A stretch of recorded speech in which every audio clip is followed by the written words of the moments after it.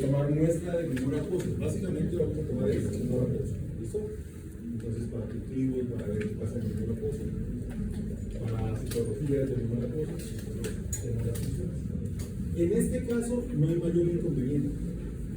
Hay gente que saca, por decir algo, 0.5 mililitros y le pone con solución salina 0.5 mililitros para mantener la presión. Generalmente no es necesario. Como el humor acoso sí se produce permanentemente, es cuestión de minutos, entonces ya vuelve y repone la cantidad. La rumba sí tiene que ser muy delgadita.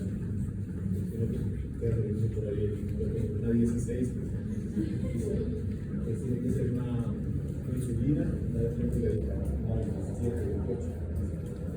Bueno, pues esto es para ello. Y hay otro tipo de funciones que diría que la doctora Severo sí recomienda que tiene que ser el experto de la función del vitro. Tampoco es tan complicado. Uno mira acá las está, ahí me puede funcionar. El problema es que estas funciones del vitro generalmente se hacen cuando hay tumores, cuando uno detecta tumores en ese nivel para tomar seguridad de ver qué tipo de tumores es, o cuando se va a destruir el globo ocular. ¿Listo? ¿Cuándo destruimos el globo ocular? Cuando produce dolor. ¿Cuándo produce dolor? En glaucoma. Entonces, glaucomas que son intratables y es preferible sobre la visión y el bienestar del animal. Si ese ojo está perdido, ese ojo no ve, entonces lo destruimos y se hacen unas técnicas que tienen que ver con colocación de medicamentos aquí. Observoscopía es directa, entonces el observador apoya el protector de goma sobre la ceja. Ojo con eso, ¿no? ¿Sí? Tengo varios colegas que han tenido cirugía de párpados. Usted tiene que ponerse el osciloscopio y arrimarse. ¿Qué hace el perro? La nariz o el palo. Entonces, si el animal no le da confianza, por lo que le usa. ¿Sí? O si ustedes están animando y el animal se pone nervioso, entonces le colocan. No vayan a hacer esto. Bueno, pues lo pueden hacer. No parece feo desfigurado, pero no importa. Entonces, esto, lo que yo hago normalmente es que coloco la mano aquí, en el hocico, si el animal me gruñe, cierro la mano y me retiro. Recuerden que uno utiliza la mano útil, ¿no? Los que somos zurdos, bueno, utilizamos la derecha. Entonces, si nos mueve la derecha, pues no hay mayor problema, queda uno inmovilizado, pero sigue escribiendo y sigue trabajando con la izquierda. Si ustedes son derechos, coloquen la izquierda. O sea, que si los mueven, pues entonces un dedo menos ahí no importa de mucho, esta mano no sirve mucho para nada. Siguen trabajando con la derecha. Ese es el que casi todos tenemos. ¿Listo? La mayoría tenemos este tipo de osciloscopía. Viene con unas ruletas. Entonces, lo que hacemos es que nosotros vamos de afuera hacia adentro. Recuerden que la parte de afuera la podemos examinar con una linterna, no necesitamos un osciloscopio. Pero si tenemos un osciloscopio, él viene con algo que se llama dioptrías, que son unos lentes. Y esas dioptrías, entonces uno las cuadra. No hay una forma de decirles con cuáles, ¿no? Hay unas referencias, sí, pero para personas que tienen visión normal. Entonces, como 1, 2, 3, 4, 5, 6, 7, 8, 9, tenemos gafas, entonces la relación de las dioptrías cambia de acuerdo a la dificultad visual que nosotros tengamos. Entonces, a cada uno le toca irlas cuadrar. Cuando usted las cuadra la primera vez, lo que tiene que ver es el pacto. Como es una lupa, ustedes tienen que ver con una magnificación del pacto. Y la van moviendo hacia menor. ¿Sí? Izquierdo.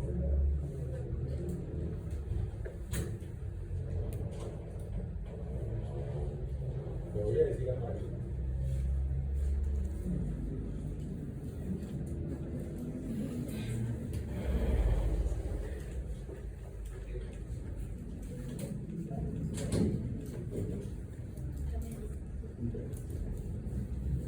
Bueno, entonces vamos cambiando, ¿no es cierto? Si empezamos el 20, entonces el 15, el 10, ¿no es cierto? Vamos entrando y generalmente la parte posterior del ojo son negativas.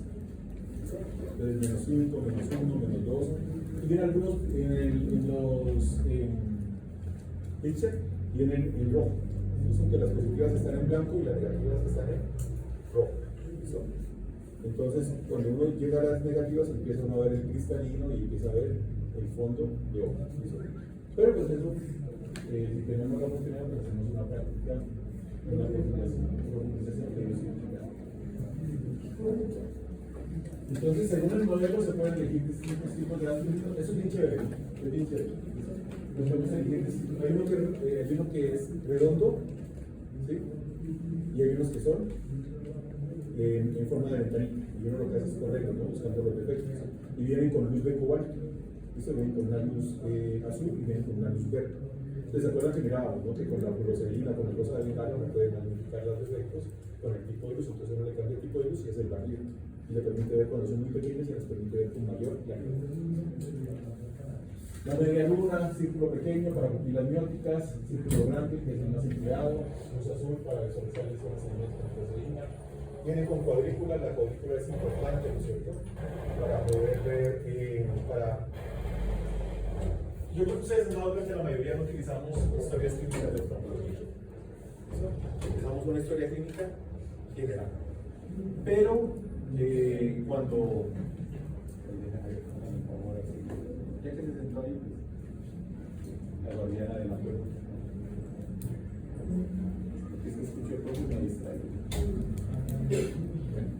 Entonces,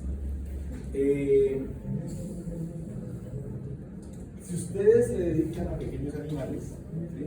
Va a haber una historia clínica general, que es la que manejamos aquí en la clínica, que es la que manejamos aquí en los consultorios.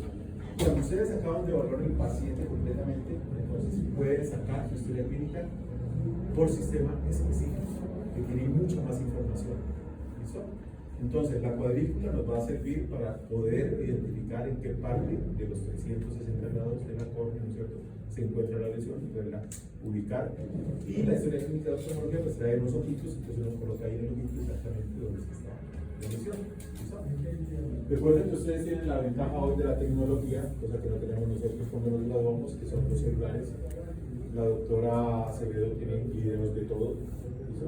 Entonces, ustedes pueden hacer videos de los pacientes y esos videos les sirven, uno, para su documentación personal y dos, para ver la evolución de los cuadros clínicos en cualquier sistema. En piel es fundamental hacer videos, en ojos se pueden hacer videos. ¿Listo?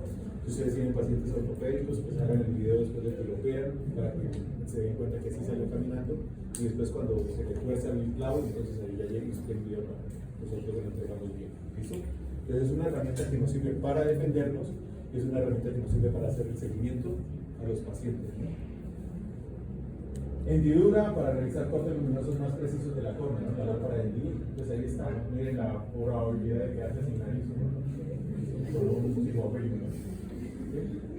Pues ahí está el aparatico, aquí está la apertura pequeña, la apertura mediana, la grande, la cuadrícula, la luz azul, la luz de cobalto y la luz verde. ¿Listo? Entonces, lo que hace uno es que va moviendo estos botoncitos y ahí va colocando cada uno de estas partes. ¿Okay? Y aquí es con la indirecta, ¿se acuerdan que es de lejos? Los manejos, elige la lente de cero dioptrías. Dioptrías tienen que ver con la relación de la refracción de la luz, y eso está dado, entonces, de acuerdo a la refracción de la luz hay un lente, y de acuerdo a la distancia también. Eso quiere decir dioptrías. ¿Listo? Y observamos a distancia del paciente. Primero a distancia, recuerden que estamos viendo la parte externa, estamos viendo los párpados y estamos viendo los bordes vertebrales, estamos viendo las cilias, ¿no? Ahí estamos viendo. Aquí aprovechamos y vemos el temperamento del animal. Entonces, si nos muerde la mano, y la inútil, ¿no? Progresivamente nos vamos acercando al individuo hasta que veamos el fondo ocular.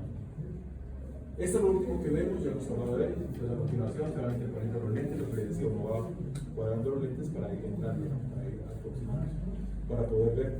Cuando tenemos el ojo, entonces, si nos miramos aquí, ¿no es cierto? ¿Sí? El paciente está acá y yo veo la cámara anterior aquí de lado, ¿listo? A 90 grados. Y si yo lo ilumino de frente, ¿sí? Me hago a 90 grados, ¿listo? Para poder ver la cámara. ¿Sí? Siempre a 90 grados. ¿Se acuerdan que en radiología les enseñaban que tenían que ser ortogonales, ¿no? Las dos radiografías, que siempre tienen que haber dos radiografías. Aquí también, eso nos permite formarnos, nos formamos bien la idea de la tridimensionalidad del ojo. Pues aquí está, podemos visualizar, y aquí ya sabemos que está la papila óptica, las vénulas, que generalmente son tres, ¿listo? Hacen un triangulito, ¿listo? Y las arteriolas, ¿no? Que son más pequeñitas, el tapete lúcido, y eso es el indirecto. Aquí está el señor con unos lentes, ¿sí? Está más lente, pues esta es más costosa. ¿Sí? Se supone que esta es más exacta, ¿no? ¿Listo? Entonces por eso, ¿quién la utiliza? Los que se dedican a oftalmología. Pero es más precisa, es más exacta. Lo que pasa es que están ya las imágenes invertidas. ¿Listo? Esa es la diferencia. La oftalmoscopía directa la vemos como es, y en la indirecta están las imágenes invertidas, entonces hay que hacer un proceso de adaptación a la persona que está haciendo el examen. Nos vamos para la otra, para la tonometría, que es otra de las pruebas que hacemos. La tonometría es para determinar la presión intraocular. ¿Sí? Lo más antiguo y pobre que podemos tener es la de utilizamos los dedos para medir. Como todo lo que hacemos, ustedes tienen que hacerlo primero en pacientes sanos. No vayan a hacer una tonometría en un paciente sospechoso de glaucoma porque no tienen un punto de referencia de la dureza del globo ocular. Entonces usted tiene que coger 100 perros, todos los que llegan al consultorio, para palpar. Y usted ya sabe, esa carita no se ve cómo es la textura. Cuando se lo toca, cómo le das. De tal manera que cuando llega un paciente con glaucoma, se llega al toque y dice, sí se está aumentando. ¿Cuánto? No sé, pero está aumentando. ¿Sí? Eso es lo más pobre. La tonometría digital es lo más inexacto, ¿no? No nos va a servir de mucho, nos da una orientación. ¿Por qué no utilizamos los pulgares? Que son más grandes, ¿no? Sería mejor.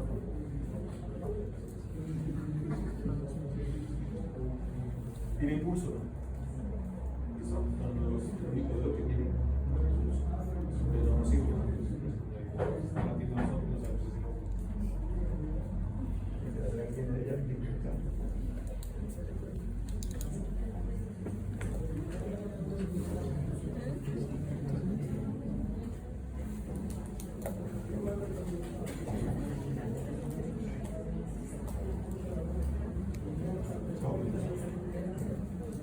Y de ahí tenemos otro que es asequible, sino que es un poquito incómodo el manejo, que es el tonómetro de Shots. ¿Listo? Como les comentaba, yo creo que se lo vi alguna vez a la doctora Jiménez. No sé si lo tenga todavía o se necesita, el problema es cuando lo utilizamos, la cabeza tiene que estar hacia arriba. ¿Sí? Y el tonómetro se coloca de esta manera en la corva. ¿Sí? Tiene que quedar paralelo. El centro tiene que estar así. Y aquí tiene que estar la corva. Entonces la cabeza tiene que estar levantada. Tenerle la cabeza hacia un perro es complicado. ¿Listo? Entonces eso es lo que dificulta. ¿Sí? Y lo otro es que no se puede tocar la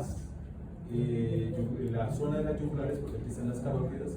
Y recuerden que cuando nosotros hacemos presión sobre las carótidas se aumenta la presión y se aumenta la presión intraocular, pues nos va a dar alterada la presión intraocular por una manipulación de paciente. Entonces, para poderlo colocar, cuerpo extraño, va sobre la córnea, necesitamos colocar anestesia. Entonces, gotas de anestesia tópicas se mandan sobre. Y se hace cuando el cuerpo se siente, se sienta, o permanece en posición cúbito lateral o dorsal, ¿no? Entonces, tiene que estar sentado con la cabeza hacia arriba, entonces no es fácil.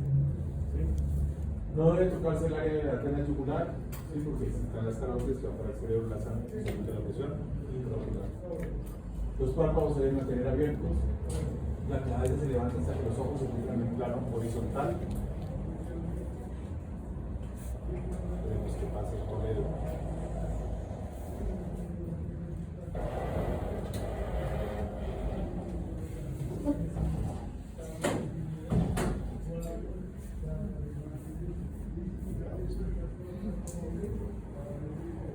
Y tenemos que hacer 3 mediciones y promediarlas. Eso no nos sirve una sola medición, hay que hacer 3 mediciones para sacar un promedio. Ahí está la cajita. Lo que viene, él se basa en unas pesitas, tiene unas pesas. Entonces, de acuerdo a la presión intraocular, se le van colocando unas pesitas y tiene una agujita que es la que se mueve. Entonces, entre más alta sea la presión intraocular, mayor número de pesitas que colocar, entonces se mueve la agujita y nos dice en cuánto está la presión intraocular. Aquí está ya el aparatico y aquí está puesto sobre, en este caso sobre un gato, ¿no? Aquí está su aguja se mueve. ¿Listo? Entonces, miren el cuidado que hay que tener y la paciencia, ¿no? Para que no se deje tomar de esa manera. Tenemos otro, este fue el primero que salió, una evolución que se llama el tono pen. Pen es como si el lapicero, entonces es en forma de lapicero, un tonómetro en forma de lapicero. Y este trae un cauchito, ¿sí? Que es como un preservativo. Entonces, la idea es que entre un paciente y otro se puede contaminar, se puede pasar por ejemplo una clamidia, se puede pasar una bacteria, se puede pasar un virus. Entonces tienen que tener este capuchoncito para que no se vayan a pasar enfermedades. Entonces se termina, lo manda a desinfectar el capuchoncito. ¿Listo? Y se basa en el índice en la refracción de la córnea, el índice de refracción de la córnea que tiene que ver con la curvatura. ¿Listo? Si el animal tiene el ojo normal, entonces tiene una curvatura normal de la córnea, de esta forma. Pero si se aumenta la presión intraocular, entonces cambia la curvatura de la córnea, y por la presión del líquido cambia, se vuelve más recta. Y él lo que mide es ese cambio en la curvatura de la córnea, ¿sí? Y nos da la presión intraocular. En base en eso, entonces hace una fórmula que se vuelve para que haya un cambio de la curvatura de la córnea, entonces está en tanto la presión intraocular. Entonces, hermano, no está tanto una línea. Y ese es el último, ¿sí? Este no toca la córnea, sigue manda una señal y se regresa. Y sirve para cualquier especie: caballos, perros, gatos, vacas, animales silvestres, conejos, para cualquier especie, ¿no? Y se basa en lo mismo, en la curvatura. El principio es el mismo, ¿no? Entonces, miren, aquí está la córnea, la curvatura, pero él manda una señal y recibe la señal y no toca el ojo, ¿sí? Y es más exacto. Este es mucho más exacto. Pero este es el que vale 18 a 20 millones de pesos. Entonces, imagínense uno en un solo equipo de oftalmología meterle toda esa plata cuando lo recuperan, ¿sí? Y para pacientes que tengan glaucoma.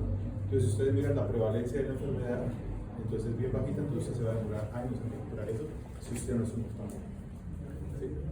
Si usted es un oftalmólogo, pues usted le van a remitir los demás colegas y usted va a tener sobre representada la casuística y va a recuperar rápidamente la información. Pues ahí está.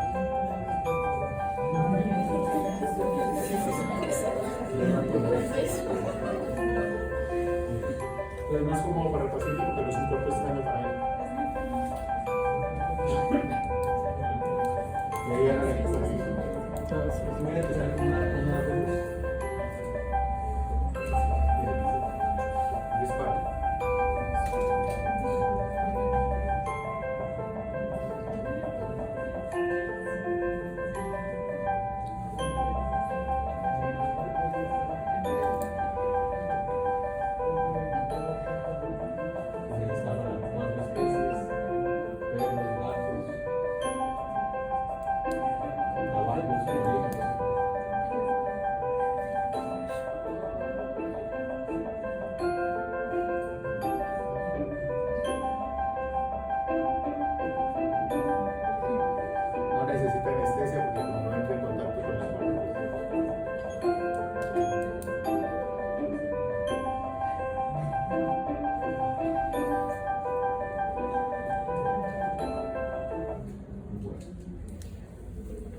La presión intraocular, entonces la medición de la presión intraocular la utilizamos para dos cosas, ¿no?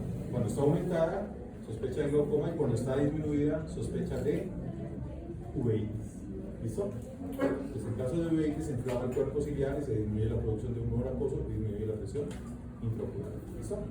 Entonces, si nos da menor, uno puede sospechar que es una uveitis. Nos vamos a evaluar el ángulo ilido corneal. ¿Sí? Lo hacemos a través de la gonioscopia.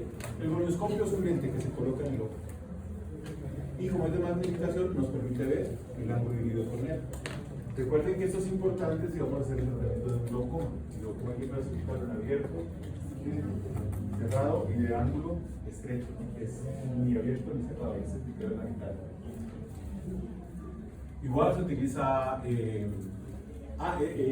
esta alcaíne, la coloqué ahí para acordar. Cuando vayan a utilizar anestésicos locales en el ojo, esa es la mejor. Ese es el mejor anestésico local que hay.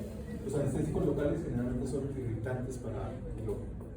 Con ese es el que menos reacciones hay. Entonces ahora quedamos en la parte farmacológica.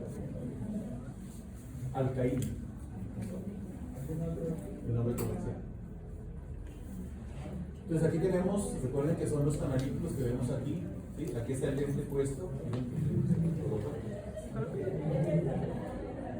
Está la córnea, ¿sí? Está el limbo, está la zona pigmentada negra, los ligamentos pectíneos, acá está el iris, acá está la pupila. Entonces por aquí es por donde drena el humor acuoso.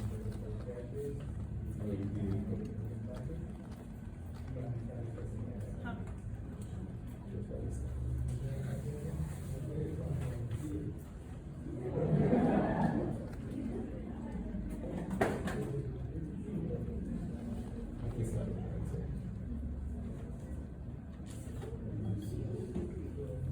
Yo no vi nada, yo hicimos la práctica. No se preocupe. Ahí está el principio, ¿no es cierto? Se coloca el lente, se puede ver el ángulo y el igual, miren, normal, se está cerrando y aquí ya no hay. Tratamiento médico, depende de la respuesta al tratamiento médico y ese tratamiento quirúrgico. Entonces ustedes no le pueden mandar inhibidores de la anidrasa carbónica a este paciente porque no hicieron nada. ¿Sí? No sirvió para nada el tratamiento médico porque el tratamiento de él es quirúrgico. Esa es la importancia. Esa es la importancia de hacer esta prueba. Cuando uno tenga pacientes con glaucoma, hay que clasificar. O sea, ¿qué es el de glaucoma de qué tipo? Estrecho, ángulo estrecho. Lo que pasa es que por aquí puede drenar algo. ¿Listo? ¿Qué tanto? No sabemos, pero puede drenar algo. Entonces los inhibidores de la anidrasa, ¿se acuerdan que les hablaba que el humor acuoso es un ultrafiltrado del plasma que se hace a través de una enzima que es la anidrasa carbónica? Pues si usted inhibe la anidrasa carbónica, no se produce humor acuoso. ¿Sí? Entonces lo poco que se drena por aquí, ¿sí? con la dilución que hay en la producción del humor acuoso por los inhibidores de la anidrasa carbónica, hace que el ojo retorne a la normalidad. ¿Sí? Pero va a depender qué tanto es, ¿no? Si es muy poquito, entonces así le llevamos, no va a servir y se va a bajar por el virus. Eso lo vamos a ver ahora con el poco. Profe, ¿cuál es? Este es el normal, ¿no? Sí, Y este es. ángulo estrecho. A ver. ¿Y ángulo cerrado? Eso. Bueno. ¿Qué más podemos hacer? Podemos hacer una sonografía. Entonces, los traductores son de 10 MHz. ¿Listo? Recuerden que el transductor de 3 MHz que se utilizan ustedes en vacas, el de 5 MHz de vacas, lo que pasa es que la distancia es muy larga, entonces manda un eco, ¿sí? Con mayor profundidad y se regresa, ¿no? Para poder formar la imagen. ¿Sí? Pero son imágenes que son más difusas, son menos claras. En cambio, los de los perros y los de los gatos son de 5, 7, 5, 8. ¿Se han dado cuenta de eso, cierto? ¿Sí? En que la imagen va, es más cortico la distancia en centímetros, 4 o 5 centímetros y se regresa. ¿Sí? ¿Listo? Pero la imagen es de muy buena calidad. Entonces, como es lo que necesitamos ver el ojo, y el ojo es pequeñito, tiene 1 o 2 centímetros, entonces necesitamos un transductor de 10 que va y regresa y nos da una muy buena imagen del ojo. ¿Listo? Y tenemos el modo A y el modo B, que ustedes ya lo vieron, ahí está, se puede. Hay varias formas, ¿no? Hay unos transductores que se pueden colocar sobre la córnea, hay otros transductores que se cierran el párpado y se colocan sobre el párpado, ¿no? Entonces tienes que averiguar qué tipo de transductor es eso, qué tipo de equipo es el que tiene. Generalmente lo que hace uno es con el ojo cerrado y coloca el transductor por encima. ¿Listo? Entonces ahí está. Y se miren lo chévere. Entonces acá está la córnea. Recuerden que aquí se coloca el transductor, aquí está el transductor. Lo primero que se ve es la córnea. Aquí está la cámara anterior. ¿Sí? Aquí está la cápsula del cristalino. Aquí está el cristalino. ¿Sí? Aquí está el humor vitrio. Aquí está todo eso es el cristalino. Aquí está el humor vitrio. Y acá está la pared posterior del globo ocular, y acá está el medio. Miren todo lo que podemos ver con un transductor, ¿no? Entonces nos permite realmente observar. Hay momentos cuando hay cataratas, ¿no es cierto? Cuando hay cataratas que nosotros no podemos ver el fondo de ojo, porque hasta ahí llega la luz. La luz no pasa y no podemos ver el fondo de ojo. Pero si hacemos una ecografía, vamos a poder ver el vitrio y vamos a poder ver la retina. ¿Por qué es importante eso? Porque la catarata puede conllevar un desprendimiento de retina, ¿sí? O o un desprendimiento de retina puede conllevar a una catarata. Eso lo vamos a hablar más adelante. Entonces usted antes de operar tiene que saber que la visión esté normal y que la retina esté normal. Entonces estos son los más pobres, como nos tocó a nosotros, ¿listo? Y no se ve nada. Entonces uno del anterior es muy bueno, miren todo lo que se ve, y en este no se ve nada. Entonces supone que aquí está B y está B.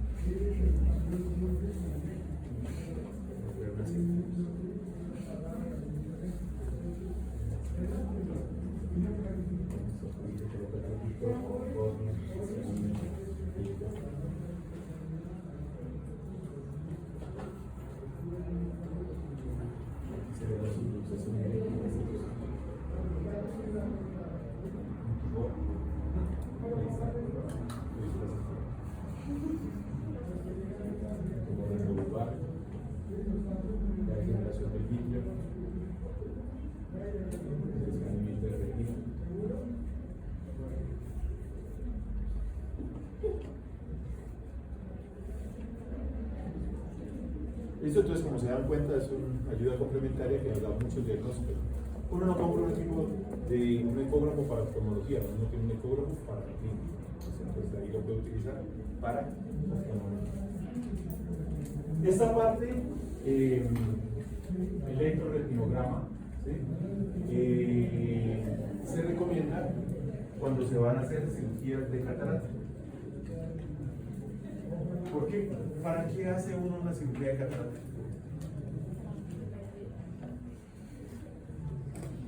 Para que el animal vuelva a ver. Si el animal tiene un daño en la retina, yo hago la cirugía de cataratas, ¿va a volver a ver? No. Entonces hice algo el lente y le puse un lente ahí, pero el animal no volvió a ver. Entonces, antes de meter el tropical, el proceso del brazo, que siempre es grande, en una cirugía de cataratas, hay que asegurarle que el paciente conserva la visión. ¿Listo? Pero no lo hacemos porque se vea más bonito, lo hacemos para que sirva.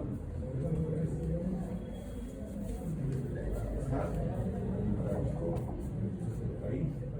Listo. Y él hace unas ondas y de acuerdo a la lectura de estas ondas, determinamos dónde existe la visión. Ya saben, soy el experto, lo hago.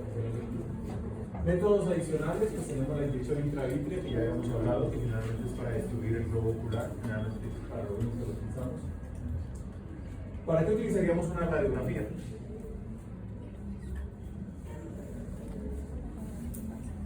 En oftalmología.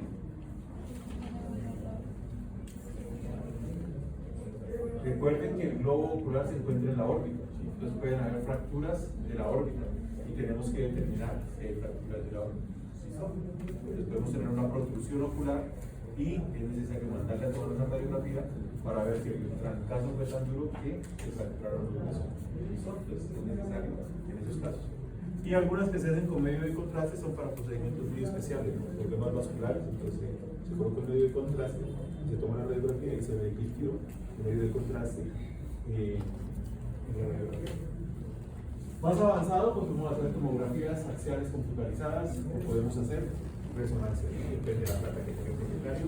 Si hacemos esto, aquí el paso no hay que la lea todavía, ¿sí? No sé si el doctor William ya se está leyendo, que le esposo de una capacitación en eso, William Morán, el esposo de doña Lucía, Castro Jay. Entonces, no sé si él, pero generalmente lo que hacen es que las mandan a Barranquilla, donde un colega, o las mandan a Bogotá, donde otro colega, que son dos especialistas que hay, donde estudia este tipo de procedimientos. Y podemos hacer toma de notas para cultivos bacteriológicos. La bibliosentencia, miren que no es tan complicado, pero va a estar y más o menos a unos 4 o 5 milímetros de higo, esclero corneal, se hace las funciones.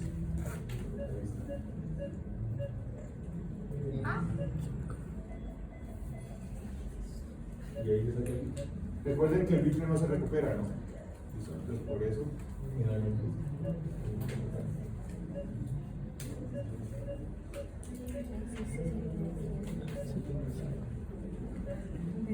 Tiene que poner con, como no se recupera, ahí tenemos que colocar solución. Salida.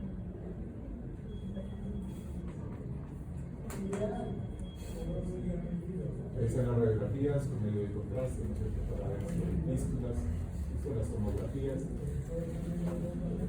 las resonancias. Entonces seguimos con el examen periocular, ¿no? Queda claro esta parte de los diferentes. ¿Sí, doña Mancha? Espera, usted dijo que cuando, pues no sé si me entendí, pero dijo que usted se podía hacer una tomografía en el ojo cuando hay una catarata, pero no pasa nada, pero entonces ¿cómo sabes que no es catarata? Ahí usted mira una imagen de la ecografía. Los ecos sí pasan. Los ecos pasan y regresan. Sí. Y se forma la imagen. Y usted con la imagen determina cómo está. O sea, sí se lo puede ver con ecografía. Sí, sí. Claro, y el desprendimiento para que tengan en cuenta, ¿no? Se ve como unas alas de mariposa. Eso es bien chévere, porque cuando se desprende la retina, se corruga, ¿cierto? Entonces se ve como si fueran unas alas que están ahí en el fondo, ahí en el líquido, unas alas. Entonces es un pequeño desprendimiento.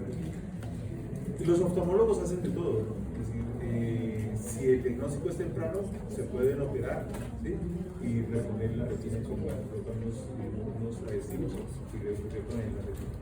Pero generalmente son oftalmólogos humanos. Entonces aquí tenemos, ¿no? Examen pericular, lo que hablábamos, vamos a empezar de afuera hacia adentro, hacemos la inspección, ¿no es cierto?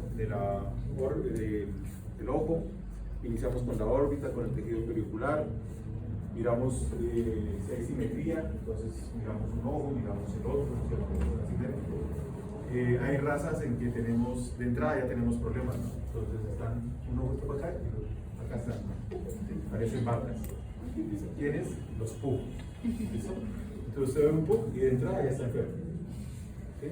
Tiene proptosis, tiene esoftalmos, tiene de todo, ¿no? Entonces, eso hace que los párpados a veces no sirven bien, se produce una córnea porque se produce la oftalmos, ¿sí? Y los lagoftalmos en el sitio donde no se produce la distribución de la película precorneal, se presenta la córnea y se producen úlceras, donde deberían cerrar la fisura palpebral, ¿sí? Porque son muy bucones. Entonces hacemos la órbita, debemos tener en cuenta las variaciones debido a la raza, lo que estábamos hablando. Hay razas, antes de hacer diagnósticos, ¿no? Deben conocer las razas. Uno puede pensar que el perro tiene microoftalmía, ¿listo? ¿Sí? O que es oftálmico. ¿Listo? Hay razas que genéticamente son microoftálmicas, son de ojos pequeños.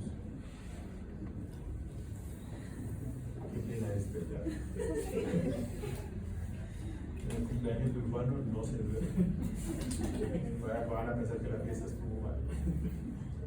Bueno, entonces, los coli, si miramos el cráneo de un coli, ¿sí? Con respecto al globo ocular, son pequeños, son de ojos pequeños. Entonces, no hay microfonía, son ojos normales, de acuerdo a la raza. Los pitbull, ¿listo? Se los seleccionó de esa manera, tienen realmente son cabezones, y si uno los mira, los ojos son pequeños. Es para que el otro no le agarre los ojos y se los saque. ¿Listo? Entonces, esa condición de ojos pequeños está hecha para la el pitbull fue creado para pelear entre ellos. Entonces, se seleccionaron animales para ese tipo. ¿Listo? Los Rottweiler también son cabezones, los ojos son pequeños y son normales. A diferencia de lo que vemos en un bulldog, a lo que vemos en un bulldog francés, en un bulldog inglés, en un pug, que son ojones. Y que aparentemente, según el estándar de la raza, serían normales. Pero no son normales, eso sí que generan patologías. Son varias patologías. Entonces hay que tener en cuenta las variaciones debido a la raza. Cuando hacemos el examen oftálmico, puede haber protrusión del globo ocular, ¿sí? Entonces, ¿qué nos toca hacer? Abrir la boca. Pueden haber masas que se encuentran en el paladar duro, en el paladar blando, que crezcan y hacen que el globo ocular salga. ¿Listo? Entonces, o pueden haber abscesos de las muelas carniceras. Entonces se forman esos abscesos y hacen que haya una protrusión del globo ocular. Entonces se recomienda, como parte del examen oftalmológico, abrir.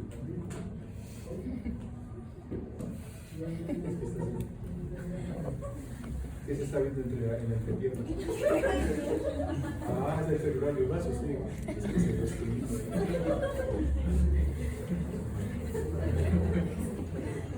Así bien entretenido. Entonces el examen de la boca es necesario porque alteraciones de la boca pueden generar alteraciones del globo ocular. Entonces estamos viendo el ojo y como parte rutinaria vamos a abrir la boca y la vamos a dejar así. ¿Listo? Y podemos hacer retrospección del globo ocular, que es lo que están haciendo aquí. Hacemos presión sin irlo a reventar, ¿no? Suave, con cariño, y miramos, ¿no? Si hay dolor, si hay aumento de la urgencia, los globos oculares. ¿Listo? Bueno. Y hacemos la evaluación de los músculos escapulares, que es con los movimientos, ¿no es cierto? Miramos. Por un objeto, que mira acá, mira acá, mira acá. Entonces vamos viendo cómo hace los movimientos del globo ocular y estamos evaluando los músculos extraoculares. Y utilizamos la magnificación y la iluminación. En los párpados, entonces evaluamos para detectar anormalidades de posición, funciones estructurales. Y evaluamos los reflejos de parpadeo. Entonces, es bueno tener unos copitos. Es como cuando éramos niños solamente había copitos Johnson. Entonces uno dice copitos Johnson.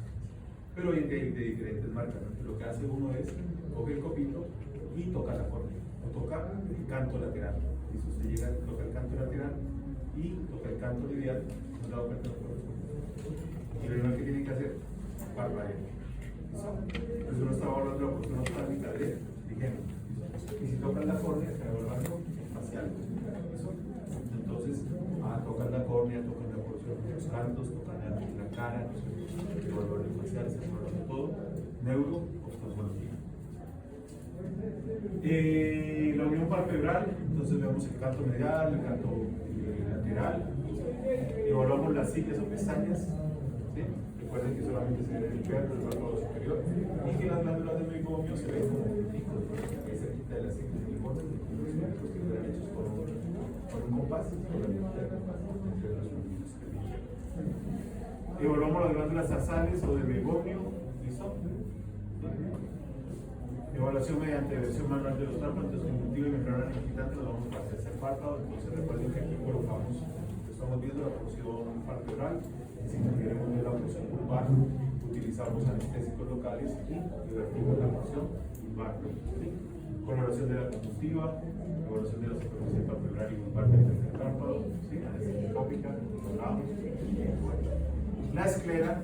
Vemos cambios en la esclera, miren que nos sirve, ¿no? Pero los pacientes, si ustedes se han dado cuenta, cuando un paciente tiene experiencia, ¿cómo se coloca la esclera? La esclera es blanca, se coloca amarilla, y eso nos sirve para eso. Si un paciente tiene anoxia, entonces ¿cómo se coloca? El color azul, ¿no? Si tiene problemas de oxigenación, se coloca el color azul. Entonces nos va a dar clasificaciones de acuerdo al color. Los cambios en el color, presencia de masas, heridas, laceraciones. La córnea, pues ya miramos con una fuente de luz y magnificación, la sensibilidad de la córnea, lo que hablábamos con el copito, ¿no es cierto? La vascularización de la córnea, recuerden que la córnea es una estructura vascular, entonces no puede haber vasos dentro de la córnea. Si no ve vasos dentro de la córnea, indica que, bueno, me voy a adelantar un poquito. La córnea, digamos que es una estructura avascular. Entonces cicatriza de dos formas, ¿sí? Por mitosis, de las células que están alrededor donde se presenta la lesión empiezan a hacer mitosis, y la otra es por neovascularización. Entonces de la conjuntiva empiezan a proyectarse los vasos sanguíneos para llegar al sitio donde se encuentra el defecto dentro de la córnea. Empiezan a proyectarse. Entonces uno ve las vascularizaciones en la córnea. Eso está buscando, ese es el objetivo, eso es llevar células para que se dé la cicatrización generalmente. Entonces vemos las vascularizaciones de la córnea que son anormales. Algo está pasando ahí y vascularización. Cámara anterior e iris, hasta aquí no necesitamos oftalmoscopio, aquí vamos coche. Magnificación y fuente de luz. Entonces aquí que podemos ver, si hay presencia de sangre, ¿cómo se llama? enferman. ¿Listo? Si hay presencia de flama acuosa, ¿qué nos puede indicar la presencia de flama acuosa? Un proceso inflamatorio que puede estar a nivel de la uvea, ¿no es cierto? La uvea, recuerden que es el cuerpo ciliar y el iris, ¿no? La parte anterior. ¿Listo? Pues ahí hay un proceso inflamatorio, se están liberando células inflamatorias, ¿listo? Por ese proceso caen al humor acuoso y forman lo que se llama la flama acuosa. ¿Listo? Quistes del iris, que son bien bonitos, ¿sí? Parásitos que también se ven bien bonitos. Podemos ver pus, ¿cómo se llama el pus? Hipopión. ¿Listo? El hipopión. O cuerpos extraños, ¿no? A veces se ven ahí cuerpos extraños. Entonces se examina el iris, entonces lo vamos a examinar en color. Cuando ha sufrido un proceso inflamatorio se puede pigmentar, entonces se pone más oscuro. ¿Listo? Entonces eso nos puede indicar que hubo un proceso inflamatorio. La forma, recuerden que la forma en el perro es circular, todo el tiempo es circular, en el gato es lineal, romboidal y se vuelve circular. Pues si hay alteraciones en la forma tenemos que reportarla, ¿no? Tamaño de la pupila, entonces vemos el anisocoria, eso. Características de la superficie y movimiento, hay algo que se llama iridocinesis, ¿eso? Iridoquinesis, nunca, iridoquinesis. Yo tenía un primo que lo hacía, ¿no? ¿Sí? Que son personas que lo miran a uno y empiezan a mover los iris. ¿Sí? Y eso es tenebroso, ¿no? Entonces, y los iris empiezan a mover. No sé cómo lo hacen, ¿eso? Pero puede ser patológico. Entonces el iris puede tener movimientos anormales, ¿no? El lente, el cristalino, entonces, para poderlo evaluar bien, si sospechamos que hay una lesión sobre el lente, toca utilizar los miligramos. ¿Listo? Para que la pupila se dilate y nos permita ver toda la cápsula del cristalino, nos permita ver todo el cristalino. Lo que hacemos normalmente es que si no vemos normalmente ninguna alteración, entonces los no utilizan miligramos y siguen. ¿Listo? ¿Sí? Pero si ustedes encuentran alguna alteración, entonces es bueno que dilaten y miren las alteraciones. Iluminación directa y oblicua, lo que hablábamos, ¿no? Entonces lo miran directamente y lo miran con iluminación oblicua. ¿Listo? Buscar opacidades, que son las famosas cataratas. Las cataratas pueden ser locales, generalizadas, ¿cierto? Valorar la posición, recuerden que el cristalino se puede luxar, y entonces miramos que esté en su sitio, que no se haya luxado. Puede haber ausencia del cristalino que se llama afagia. Así, cristalino, afagia. Todo eso ya lo saben, eso es semiología. Todos esos términos hasta ahora no hemos entrado al tema. Y tamaño, ¿no? Las cataratas hay que diferenciarlas de la esclerosis nuclear. La mayoría de la gente se confunde entre cataratas y esclerosis nuclear. ¿Sí? La esclerosis nuclear es un proceso normal de envejecimiento del cristalino en el cual él se torna opaco. ¿Cuál es la diferencia? Permite el paso de la luz. Un paciente que ustedes le dan una opacidad, ¿qué fe? Tranquilo, doctor. Esperamos así que el paciente.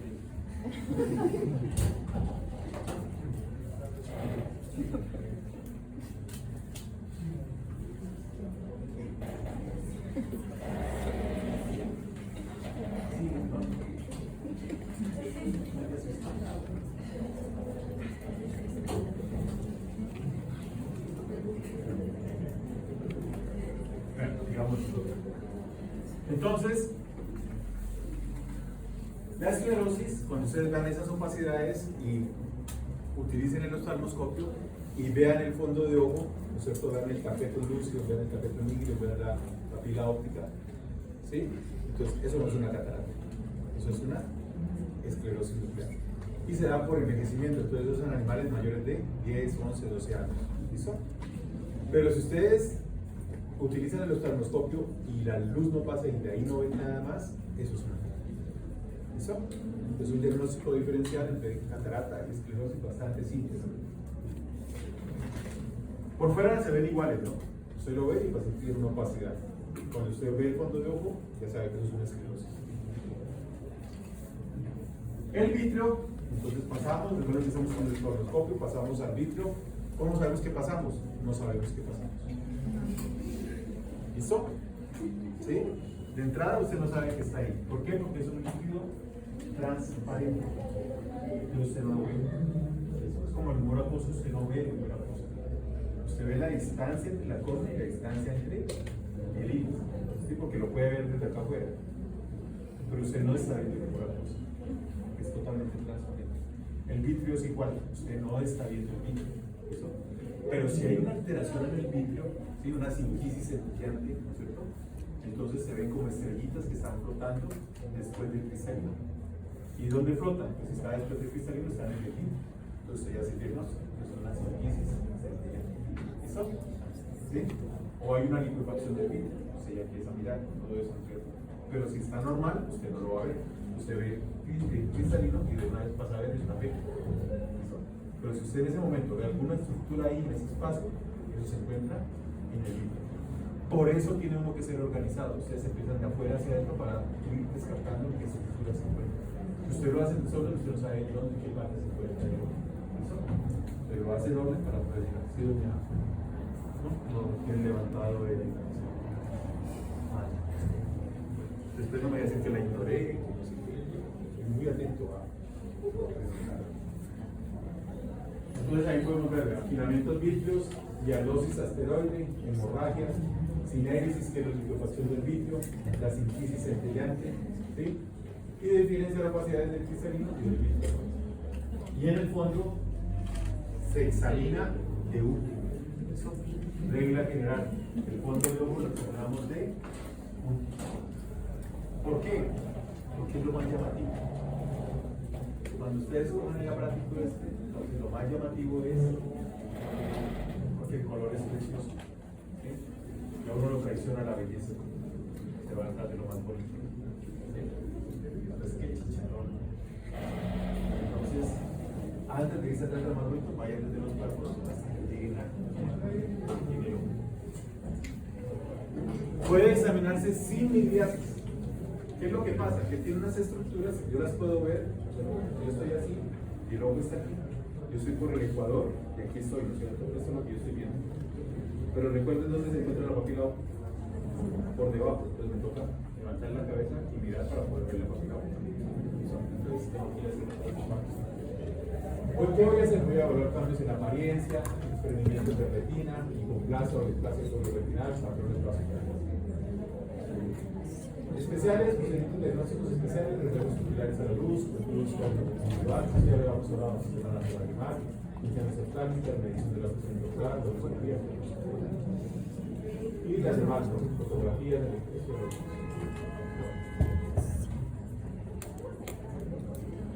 preguntas hasta ahí, dudas. Les recomiendo que vayan a este sitio, es muy bonito. Llevan vestido de baño. No vayan a llevar marihuana, ya les dan.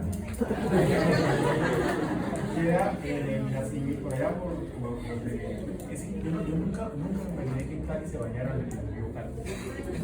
Yo me imaginé que hay que ir todas las aguas negras y que no se baña nadie. Eso no fue muy indigente, pero nadie más. Resulta que acaban de estar jardín botánico, todavía no llega a la ciudad como tal, y las aguas como del Pance, que son bien claritas, y la gente hace paseo de olla y todo. Entonces sí. Es muy bonito. Les recomiendo que vayan allá, es muy bonito.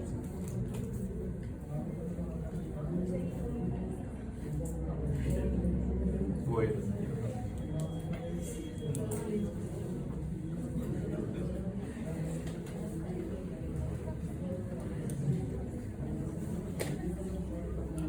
¿No se cansa ahí?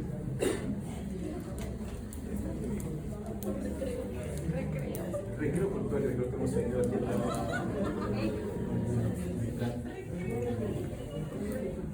Bueno, vamos a continuar con farmacología ocular. Vamos a empezar la clase de historia de ayer. Vamos a empezar la clase de hoy. Lo que vamos a ver en farmacología ocular es una aplicación de la farmacología general que es superólogo.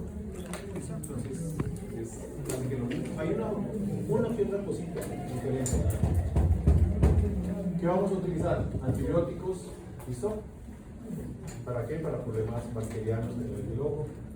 Vamos a utilizar fármacos antimicóticos, fármacos antivirales, que algunos se utilizan, fármacos antiinflamatorios, fármacos autonómicos, efectos sobre parasimpático-líticos, parasimpático-miméticos, simpático-miméticos. Va a depender si queremos producir miosis, si podemos producir midriasis. ¿Eso?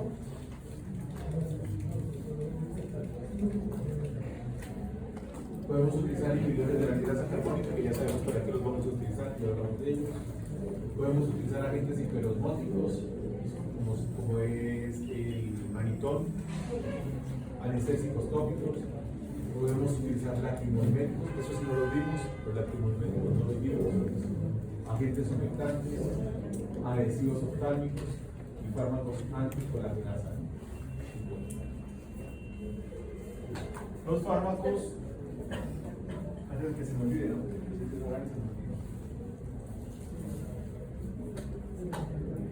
A ver, los meses.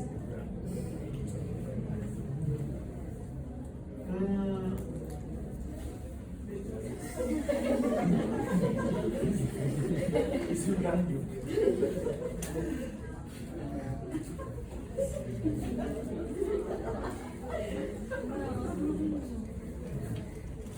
Van a decir un medio de cuenta. Hablan de como don Revelo, ¿no? Revelo me quedo viendo cosas.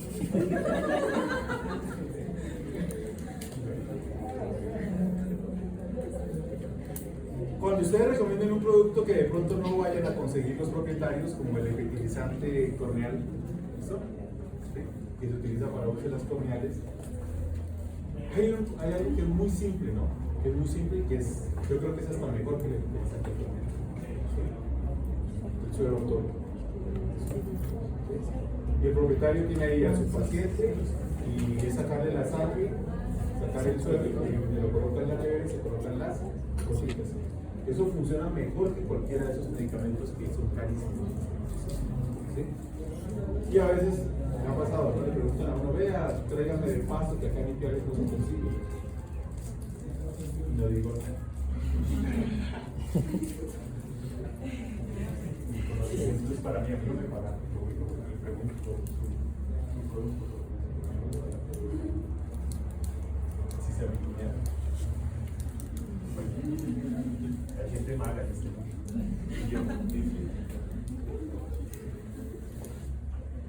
¿Qué es lo que buscamos? Entonces, miren, los principios son exactamente los mismos, ¿no? ¿Sí? ¿Qué buscamos cuando hacemos un tratamiento farmacológico? Éxito en el tratamiento. Eso es lo que estamos buscando. Que nos vaya bien en ese tratamiento.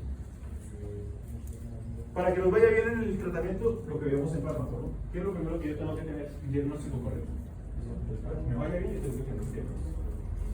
Y con base en ese diagnóstico, yo voy a hacer el uso de los medicamentos. No es al contrario, ¿no?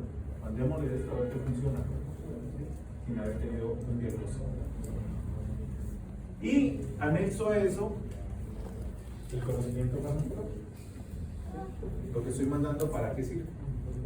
Cuando ustedes vean un paciente con conjuntivitis, ¿eso? En lo posible, no manden un colirio que tenga gentamicina, que tenga corticoides. ¿Listo? Hasta que tengan un diagnóstico. Nosotros hacemos todo lo contrario. El ojito está rojo, lleven este colirio. ¿Sí? El ojo puede estar rojo porque tiene una úlcera. ¿Sí? Y la gentamicina retrasa la cicatrización y el corticoide retrasa la cicatrización. ¿Y qué tenemos? Un descemento cele y una perforación. ¿Sí? Entonces, antes de mandar el colirio, hágale la prueba de fluorosedina, la rosa de bengala, lo que usted quiera, y descarte que si no hay ninguna úlcera, mande ahora sí su colirio. ¿Listo? Entonces, ¿eso qué es? Es una combinación entre el conocimiento farmacológico y un diagnóstico que debemos tener. Por eso no mandamos medicamentos sin razón. ¿Qué podemos hacer? Entonces miren que es el ojo, entonces va a depender que está afectado. Podemos hacer medicación tópica. Si hacemos medicación tópica, debemos saber hasta dónde va a llegar esa medicación tópica. ¿Listo? O podemos hacer medicación sistémica y tenemos que saber si esa medicación sistémica me va a llegar o no al ojo. ¿Listo? Entonces, ni la una ni la otra, ¿no?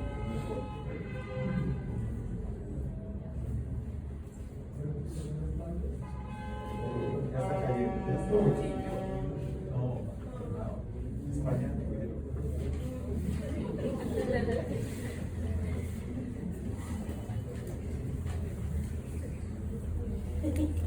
Podemos hacer inyecciones en los espacios subconjuntivales, entonces podemos colocar medicamentos a nivel de la conjuntiva, medicamentos subconjuntivales.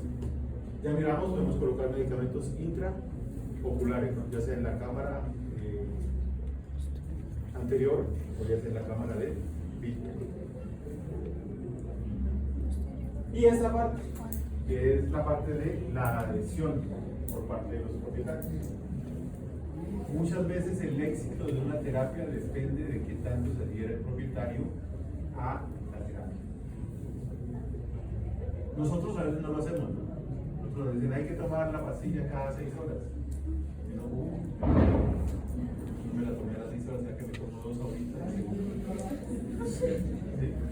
Para compensar, ¿no es cierto? Y no es así, ¿no? Pues ya no se la tomo, ya no se la tomo.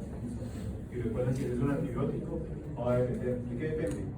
Si es tiempo dependiente o si es concentración dependiente. Entonces, esos conceptos deben recordarlo. ¿Qué es tiempo dependiente? ¿Cuáles son los antibióticos? Tiempo dependiente. ¿Qué es concentración dependiente? ¿Cuáles son los antibióticos? Concentración dependiente. Los unos dependen de la concentración, los otros de la dosificación. ¿Cada cuánto se tiene que dosificar? Los otros no. ¿Cada cuánto alcanza el área bajo la curva? ¿No? Entonces, cumplimiento por parte de... ¿Es de fácil aplicación? ¿Sí? Hay perros o gatos, sobre todo gatos, ¿no? Que solamente los llevan porque se enfermaron, porque no son capaces de comerlos dentro de la casa. Gatos que viven en el techo, que hay que hacerles cacería, porque se dejan comer porque están enfermos. Entonces, en el momento que necesiten mejor, se vuelven para el techo y no vuelven a bajar. Entonces no se puede hacer un seguimiento de esos pacientes. Hay perros que viven encadenados, ¿cierto? Que viven en la azotea y los cogen, pero los cogen entre varios, ¿no? Y resulta que para aplicar el medicamento en la casa. Entonces hay facilidad de aplicación, pues tenemos que preguntar todas estas cosas antes de, ¿no?, recomendar los medicamentos. Manejo del animal, hay dolor. Recuerden que uno de los principios básicos que tenemos hoy en día es el manejo del dolor, que los animales no tengan dolor. ¿Sí? Y si vamos a hacer una medicación por tiempo prolongado, ejemplo, un paciente que tiene queratoconjuntivitis, ese paciente probablemente no se va a curar, excepto que sea transitoria, ¿no? Pero tenemos que mencionar no se va a curar, entonces va a tener que utilizar las gotas de ciclosporina de por vida. Hasta que le funcione. Entonces vamos a tener los fármacos de uso oftalmológico, de administración tópica. Entonces esa es la más común, que pueden ser los colirios. ¿Listo? La foto es muy bonita, pero así no generalmente no nos funciona. Tenemos que hacerle el cartoncito, ¿sí?, y colocarle la gota, ahí no funciona mejor. Entonces es la más común para los fármacos oftalmológicos, es fácil aplicación, ¿sí?, comodidad para alcanzar objetivos de tejidos tanto extraoculares como intraoculares. Recomendación: una gota, ¿sí?, máximo 2, ¿sí?, pero en general es una gota. Ustedes colocan 2 gotas, ¿qué sucede? El animal parpadea y el medicamento se sana. Ustedes colocan una gota y lo sostienen, cuando cierran el párpado el medicamento no se aplica, ¿sí? Entonces no es que entre más gotas que coloquemos es mejor, ¿no?, para el medicamento se sana. Y cuando se le aplica un colirio y aparte unas lágrimas artificiales, sí toca tener un tiempo de espera. Claro. Pero ahí generalmente el tiempo es corto, ¿no? Lo que pasa es que, a ver, eso está aquí en las ventajas y desventajas. Entonces aquí está, nos aplicamos un medicamento. Recuerden que los norteamericanos no tienen muchos sinónimos, ¿no? Entonces para ellos drugs es droga, para nosotros droga es ilícito, droga adicto, ¿listo? Droga che, abajo, ¿listo? Entonces nosotros traducimos como fármacos, ¿no? Los argentinos, los de aquí para abajo hacen la traducción, ¿no? Ellos hablan, ustedes escuchan los videos de ellos, ellos hablan de ellos. ¿Listo? Nosotros aquí por cuestiones legales hablamos de fármacos. Entonces no hablamos de eso. Entonces, ¿qué es lo que sucede? Y cuando nosotros colocamos las gotas se van a absorber, ¿sí? Puede ser, como mirábamos ahora, dependiendo si son lipofílicas o hidrofílicas, se van a absorber parte por la córnea, ¿sí? O la mayoría se van a absorber por la conjuntiva y por la esclera, que son bastante irrigadas. ¿Sí? Se absorben y lo máximo que nos llegan es a la cámara anterior y posterior. Es decir, en el mejor de los casos nos podría servir para tratar afecciones hasta de iris y del cuerpo cívico. Más allá no nos llega. ¿Listo? Desde que pasen al cristalino y que de ahí que no nos van a llegar. Por la misma irrigación interna que tiene el ojo, ¿no es cierto? Si yo coloco un colirio, lo coloco para conjuntiva, lo coloco para esclera, ¿no es cierto? La parte externa, lo coloco para la córnea. De pronto, si yo tengo un proceso inflamatorio a nivel de la uva anterior, me puede servir un colirio, ¿no es cierto? Con dificultad, pero me va a servir. ¿Listo? Y el tiempo de contacto es muy corto. ¿Sí? ¿Por qué? Porque usted lo coloca y se empieza a eliminar a través del conducto nasolacrimal. Lo que no se absorba se va a eliminar a través del conducto nasolacrimal. Y lo que se absorbe, entonces hace lo mismo, ¿no? Va por las arteriolas, llega allá y se regresan por las vénulas para hacer metabolizar. ¿Listo? Entonces, y ahí hay unas enzimas, ¿no es cierto?, que ayudan a metabolizar los medicamentos. Entonces, el tiempo de contacto es muy corto. Por eso, si se han dado cuenta, la frecuencia con los colidios es alta, ¿no? A veces recomiendan cada 4 horas, cada 6 horas, cada 8 horas. Si son lágrimas artificiales, se recomiendan 3 o 4 veces en el día, ¿no? Pero eso se basa en otro principio. Es que traen condroitin sulfato, y el condroitin sulfato es parte de los componentes de la córnea que les ayuda a restablecer los componentes de la córnea. Pues ahí está, miren. Se pueden absorber a través de la córnea, pueden llegar al núcleo acuoso, entonces sirven para el segmento anterior. Se pueden absorber a través de la conjuntiva, a través de la esclera, pueden llegar al iris y al cuerpo cívico. Y miren, con flechitas de imaginación, ¿no? De pronto al segmento posterior, pero no es que sea muy seguro. Y se drenan a través del conducto nasolacrimal y hay pérdida de medicamento. Y de aquí, tanto por la conjuntiva como por el conducto, pasan a la circulación general y se elimina ya el medicamento. Entonces, eso es lo que uno tiene que saber. Uno no puede pretender mucho de un colirio. ¿Listo? Él nos va a ayudar en el tratamiento, sí, pero necesita, uno, que esté bien aplicado, y dos, la frecuencia de aplicación para que se nos dé el efecto, ¿no? Debe estar a disposición de los farmacotérmicos. Esto de que libro los aquí, bueno, mío no es. Pues tenemos los colirios, ¿sí? Entonces, incluye la facilidad de la dispensación y uso, el riesgo también de que los utilicemos mal, ya estamos viendo que los podemos utilizar. La mayoría de los agentes son bien tolerados, causan pocas molestias y no afectan la visión. Entonces, vienen líquidos, entonces usted lo coloca en la pantalla y la visión sigue normal. Cantidad limitada de fármaco, tiempo escaso de permanencia, por lo que veíamos, ¿no? Entonces empiezan a eliminar por el conducto nasolacrimal. Y si se han dado cuenta, hay unos que vienen en gel o vienen como en cremitas, ¿no? ¿Sí? Por ejemplo, las lágrimas artificiales vienen en gel, se utilizan para los equinos. Esos tienen mayor tiempo de contacto, pero ¿qué sucede? Son cuerpos extraños. ¿Sí? Entonces, si usted le queda una pestaña dentro del ojo, ¿qué pasa? Le molesta. Usted trata de sacarse. Entonces, cuando uno coloca esos geles, uno llega así, coloca el gelcito, entonces eso le molesta al paciente. ¿Listo? Entonces hay que distribuirlo, y cuando uno lo distribuye, se forma una película. Y esa película no lo deja ver al paciente, entonces a él le molesta bastante. ¿Listo? Entonces, mayor tiempo de contacto, las emociones son menos estables y las pomadas son de difícil aplicación. Agentes antibacterianos, ¿qué principios generales de la terapia? ¿Qué podemos utilizar? Ahí están. ¿Sí? Clorofenicol, que son bacteriostáticos, los macrólidos, las sulfas, las citrastrinas, el quimetroquino. Y bactericidas, los aminoglicósidos, la vancomicina, la cefalosporina, las propiolonas. Aquí hay que tener en cuenta, ¿no?, que los aminoglicósidos, en términos generales, todos los aminoglicósidos retrasan la cicatrización corneal. Entonces, si ustedes tienen una úlcera corneal, no están indicados los aminoglicósidos. Hay que buscar otros. Y las tetraciclinas, aquí que son el primetropin sulfa, las sulfas potenciadas, disminuyen el componente acuoso, producen queratoconjuntivitis transitoria. ¿Listo?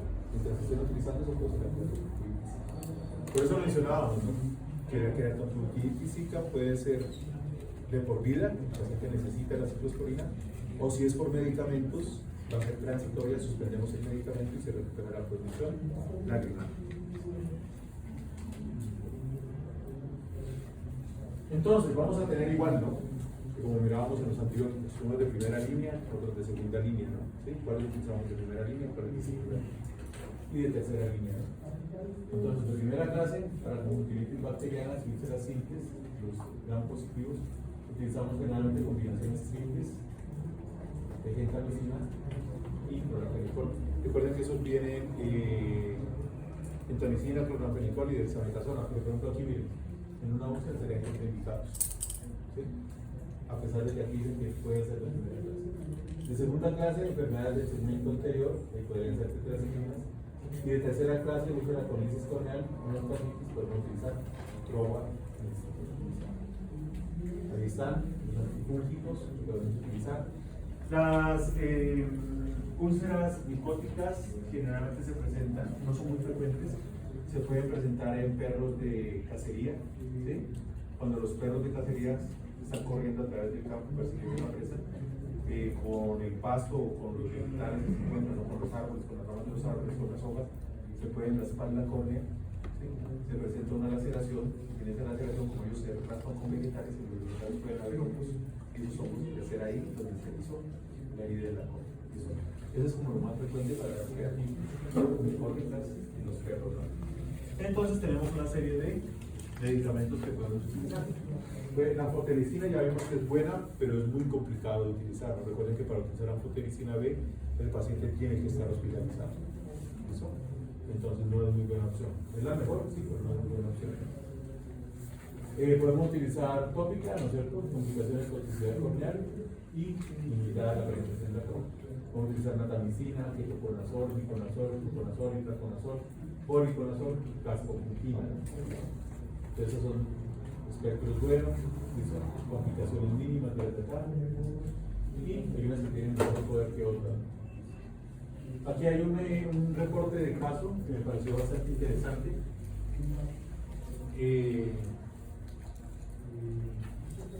De vez en cuando me gusta leer. Entonces me encontré queratonicosis en un perro tratado con poriconazol tópico al 1%, ¿no? Ahí tenemos el caso, el paciente y después en el tratamiento funcionó de bien el medicamento. Antivirales, ya vimos antivirales, la mayoría de los antivirales no funcionan bien. Entonces va a haber algunas afecciones en las cuales tenemos que utilizar antivirales. Muy buena opción. ¿Sí? Esa es la trifluorotimidina, la doxuridina y la tilaoidina, ¿no? Entonces generalmente son para queratitis y conjuntivitis por queratitis. Entonces ahí está, la trifluorina. Son caros, son irritantes, entonces de eficacia no probada. Lo mismo que hemos hablado de los antivirales. ¿Sí? Y es por el mecanismo de replicación de los virus. Recuerden que los virus son intracelulares, ¿no es cierto? Y cuando se produce la signología, cuando ya se produce el daño, el virus generalmente ya está multiplicado y ya está ocasionando la lesión. Y cuando tratamos de hacer un tratamiento con antivirales, pues realmente es más difícil que funcione porque ya estamos viendo los daños. Y el tratamiento generalmente en el virus, los datos, o sea, por cuánto tiempo va, usualmente va a ser de por vida, pero es cada vez que cuando le sale. Generalmente ellos tienen procesos de inmunosupresión y se presentan, entonces hay que hacer el tratamiento. Ese es el problema, ¿no? Entonces, cuando vean a un muchacho o a una muchacha, ¿no es cierto?, que le salen unas ampollitas aquí al lado de los labios, ¿sí?, corren. Cambien de novio, cambien de novio. Si ustedes lo tienen, avisen. ¿Por qué? Porque esa es la forma de transmisión, ¿no? Cuando salen los ampollitos y besos y todo eso, entonces, y solamente se presentan a finales de mes cuando estén los suprimidos y estresados, entonces empiezan a articularse, ¿no? ¿Sí? Y eso no se cura, ¿no? Eso es de por vida. ¿Listo? Entonces cada vez que se estresen, se va a Mario no va a saber si lo tiene, lo que pasa es que todavía no se ha manifestado. Ahí están entonces los medicamentos, poca eficacia, poca comprobación. Y están los corticoides, ¿no? Los corticoides oftálmicos, que es lo que más vemos en los clínicos en veterinaria, ¿no? La mayoría trae corticoides. Son muy buenos para procesos inflamatorios, excelentes para procesos inflamatorios, después de descartar que no haya uso. ¿Cuáles son más efectivos? Depende. A ver, depende de lo que yo quiera, ¿no? Si yo tengo una uveitis anterior, ¿sí?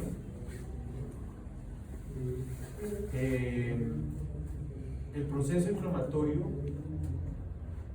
bueno, lo de la uveitis es bien bacán, esa es la fisiopatología, es muy bonita, ¿no? Pero no se la voy a cantar, no me he olvidado de. Después no tengo nada que decir en esa cosa. Bueno. Entonces se produce una inflamación del cuerpo ciliar y del iris, y parte del tratamiento para evitar complicaciones es controlar la inflamación. Entonces los corticoides, por ejemplo los acetatos, ¿se acuerdan que los mirábamos cuando miramos los corticoides? ¿No? Hay unos que traen, se pueden catalogar el efecto de duración en corto, mediano, en larga duración, y que podemos cambiar la duración, ¿no? Sí, de acuerdo al vehículo que viene. Si vienen y se pueden ser hidrosolubles, hidrosolubles, ¿cierto?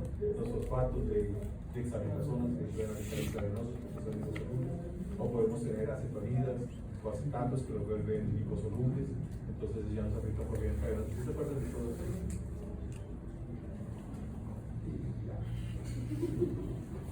Si se acuerda usted y lo dice, pues así debe ser, imagino que en su cerebro está así. Bueno. Entonces los acetatos, recuerden que tenemos el epitelio intacto, vamos a aplicar colipios con el epitelio intacto, y como él es lipofílico, los acetatos atraviesan más fácilmente el epitelio y llegan al humor. ¿Listo? ¿Sí? Ese es el mismo principio. Y si tenemos entonces inflamaciones del iris o tenemos inflamaciones del cuerpo ciliar, entonces van a ayudar altísimo en esos casos, ¿no? Y están contraindicados en términos generales en úlceras corneales. Esa es la principal contraindicación a nivel oftálmico. Los AINES tópicos retrasan e irritan el ojo también. Entonces hay que tener cuidado con qué tipo de AINES van a utilizar. Hay uno que es específico para oftalmología, que se llama flurbiprofeno. ¿Listo? Entonces es específico para oftalmología. Entonces ese sí es como el mejorcito que hay. Y aumentan, eso sucede en humanos, ¿no? En veterinaria creo que no está reportado, pero hay que tener precaución, ¿no? Los AINES aumentan la presión intraocular. Eso puede conllevar a un glaucoma.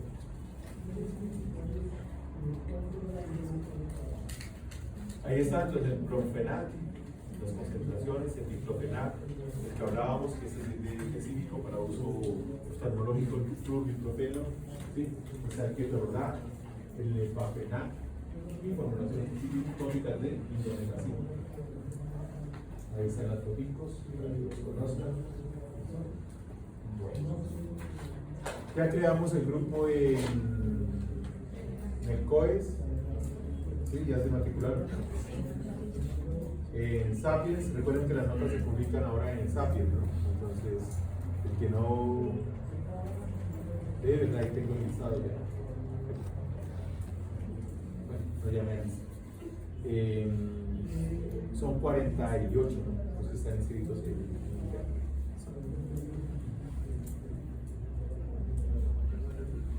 más gente no creo que aparezca, ¿no? En internet si nos quedamos los 40. En fármacos sí pues toca ver, ¿no? Ya va 46 en fármacos, para los que faltan, a los 20 que faltan. Y aquí las presentaciones las voy a compartir a través del COE, que es el precio de las personas. Fármacos hipotensores tópicos. Entonces Entonces, tenemos los paracetacolíticos, paracetacolíticos, inhibidores de la amilasa catatónica. En este caso, este tipo de medicamentos los podemos utilizar cuando hay glaucoma. ¿Sí? En el caso del glaucoma, los que más se utilizan son los inhibidores de la amilasa. Los corticosteroides, entonces, lo que hablábamos, disminuyen la infiltración celular, por eso son tan importantes cuando hay uveitis. Inhiben la actividad fibrológica que no hay con otros, igual, importantísimos en la uveitis, pero retardan la regeneración epitelial y disminuyen la neovascularización. Entonces va a haber algunas queratitis que son pigmentarias, en las cuales se presenta neovascularización, ahí nos pueden servir los corticoides, ¿sí? Y producen y estabilizan los lisosomas y de esa manera pues se disminuyen los riesgos de inflamación, ¿no? Entonces, esto también hay que tenerlo en cuenta, ¿no? No es muy frecuente, afortunadamente no es muy frecuente, pero si hacemos tratamientos prolongados con colidios que tengan corticoides, ¿listo? Pueden inhibir el eje hipotálamo, hipófisis, adrenal. Entonces pueden ocasionar. Como les digo, no es muy frecuente porque las cantidades son muy pequeñas, ¿no? ¿Sí? Pero cuando es el uso prolongado, ahí ya no importa la cantidad, sino que el enfermo ha estado recibiendo corticoides, cortisol exógeno durante mucho tiempo y se puede presentar ese tipo de problemas. Aplicación tópica, podemos, eso es bien chévere, ¿no? Es decir, si ustedes tienen un paciente que tiene alergia, ustedes tienen un diagnóstico bien hecho, pueden corregir el corticoide y lo aplican por vía subconjuntival. Pueden utilizar corticoides de depósito en este caso, ¿sí? Una triamcinolona, ustedes la pueden colocar ahí subconjuntival. Y eso dura 30 días. ¿Cuál es el inconveniente? Tiene dos inconvenientes principales. Uno, el paciente se complique con bacterias. Si está aplicado subconjuntival, usted no lo puede realizar. ¿Sí? Entonces, tienen que estar seguros que ahí no hay procesos bacterianos. Recuerden que los corticoides son inmunosupresores, retrasan la cicatrización, retrasan un poco de cosas. Entonces, ¿los podemos colocar? Sí, pero con un buen diagnóstico. Y dos, que a veces se ve, yo lo apliqué una vez y sí los vi, la absorción no es completa, se forman como unas plaquitas. Entonces cuando uno abre el párpado, ahí se ven las plaquitas blancas que quedan ahí como residuos del cortisol. El inconveniente es que el paciente parpadee, que las plaquitas estén en la parte interna del párpado, el parpadee rayen la cornea. ¿Listo? ¿Sí? Yo los coloco hacia la esclera. Mentiras, cuando yo trabajaba. Mentiras, estoy trabajando. No era pensar que no estoy haciendo nada, no estoy trabajando, pero yo trabajaba con pacientes, los colocaba no hacia el lado del párpado, la parte lateral, sino hacia el lado de la esclera para evitar el problema arterial. Si quedaban entonces, los podemos aplicar subconjuntivalmente, los podemos aplicar retrovulvar o por vía sistémica. Es decir, si el problema es muy grave, podemos dar prednisona, prednisolona por vía oral, ¿no es cierto? Y el acetato penetra mejor el epitelio corneal intacto, y el acetato de prednisolona al 1% y la dexametasona al 1%, lo que hablábamos de las inyecciones subconjuntivales, entonces esa circulación ciliar, hay una absorción directa a través de la córnea y nos sirve para el segmento anterior. Penetración a través de la esclerótica y ahí están los corticoides. ¿Qué medicamentos podemos utilizar para la inyección subconjuntival? Ahí está la betametasona, la dexametasona, lo que les mencionaba, el acetato de metilprednisolona y la acetona de triamcinolona y las dosificaciones superiores. Estas son dosis totales, ¿no? Recuerden que el ojo es muy pequeñito, entonces no lo vamos a pensar y a calcularle la dosis. Tanto préstame tu ojo, lo peso y son dosis totales. Podemos utilizar también los antimicrobianos subconjuntivales. Y usted puede, en vez de estar utilizando colidios todos los días, usted lo puede colocar también a nivel subconjuntival, ¿no?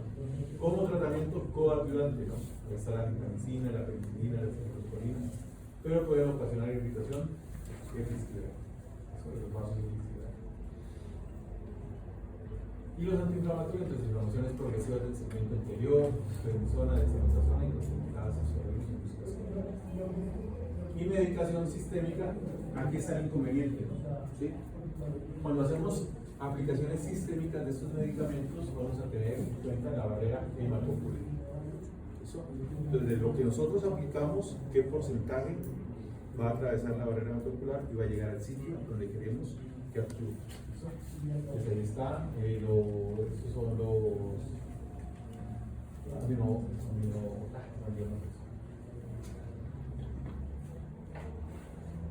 peptidoglucanos, el endotelio de iris, los vasos retinales, el endotelio plasmitario y el cuerpo ciliario. Y solo lo atraviesan fármacos lipofílicos y de bajo peso molecular. Entonces, cuando se coja el medicamento, debe ser preferiblemente lipofílico para que no la barrera hematopoética. Sistémica, los corticoides, desinflamación del segmento posterior, ¿sí? Prednisolona, dexametasona, flumethasona y AINES, Flumixin. Recuerden que los AINES tenemos un inconveniente. Flumixin Ilumine no es POD2 selectivo. Entonces, ¿cuántas aplicaciones hacemos? Una. ¿Listo? Entonces sería para iniciar el tratamiento y después aspirinas y ibuprofeno. Y los antimicrobianos sistémicos van a depender de eso. Si hacemos cultivos y antibiogramas y nos van a determinar cuál se puede utilizar para este paciente. Si llegamos aquí es porque es un caso complicado. Y porque el colirio y porque lo mandamos seguramente no funcionaba. En el caso no está complicando, hacemos esto. Beta-lactámicos, preferiblemente, depende de la sensibilidad. Esa parte es chévere, ¿no? Ustedes pueden coger gotas de lágrimas artificiales, ¿sí? Y le adicionan esta cantidad, 5 millones de unidades de penicilinas, a las lágrimas artificiales y forman un colirio que tiene penicilina y lo están aplicando. ¿Listo? Entonces, esa es una forma de hacer los colirios.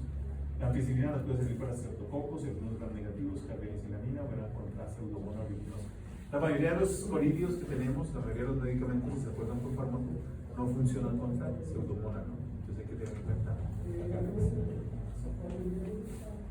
cefaloporinas, pobre penetración corneal, cepas resistentes de estafilococos, ¿no? Las tetracicrinas no penetran bien la córnea, nos pueden servir para micoplasmas, clamidias y rickettsia. Y el cloramfenicol penetra bien la córnea. Recuerden que el cloramfenicol, la presentación de piroxicin succinato es lipofílica, ¿no? Primera reacción para los negativos es el pseudomonas. Ahí está la gentamicina, la mayoría de los colirios traen gentamicina. El problema es lo que mencionábamos, que afecta a la cicatrización, ¿sí? Se retrasan la cicatrización. Nomicina, amplio espectro de gram negativos y variables potencial pulmones. Trovamicina, canamicina, solo para bacterias resistentes a gentamicina. La mayoría de esos colirios no los vamos a encontrar en veterinaria. Entonces nos vamos a la línea oftalmológica humana de medicamentos y allá encontramos este tipo de colirios. Y los antifúngicos sistémicos, ahí está la anfotericina B, ketoconazol, itaconazol, glasomicosis, coccidiomicosis, criptococosis, histoplasmosis. Y el único antifungal octánico es la natamicina, dice la presentación comercial. Esto es algo que recomiendan, pero resulta que pueden ser irritantes para la córnea y para la conjuntiva, que son las preparaciones comerciales, vaginales y dermatológicas. Pues hay muchas presentaciones que vienen para problemas micóticos a nivel, para las señoras a nivel vaginal. Pues esos productos en teoría se podrían utilizar para uso oftálmico, pero son irritantes, ¿no? Sistémicos, entonces está la ciclovir. Ya vimos el aciclovir, no funciona para nada, pero ahí está. Antiinflamatorios sistémicos, ahí están. Segmento posterior, los que estamos enunciando. Y los medicamentos, entonces aquí viene algo bien interesante, que vamos a ver más adelante. Es, cuando tenemos aumento de la presión intraocular, tenemos dos probabilidades: que sea un glaucoma agudo o que sea un glaucoma crónico. Glaucoma agudo yo les mencioné, ¿no es cierto? El fármaco que algunos, sobre todo los Cocker Spaniel, cuando se les aplica atropina, pueden desarrollar glaucoma. Es un glaucoma agudo. Entonces, si el paciente llega con un glaucoma agudo, ¿sí? No me sirve un inhibidor de la liderasa carbónica, porque se va a demorar mucho tiempo en funcionar. En ese caso me sirve el imatitol, que es un diurético osmótico, ¿sí? Entonces, si yo tengo un glaucoma agudo, el tratamiento se hace con base a manitol. Lo que hace el manitol, recuerden que el humor acuoso es un ultrafiltrado del plasma, ¿sí? Entonces él viene en la sangre, lo colocamos intravenoso, viene en la sangre y va a aumentar. Recuerden que los líquidos se desplazan, ¿no? de menor a mayor, ¿no? Para tratar de equilibrar las presiones.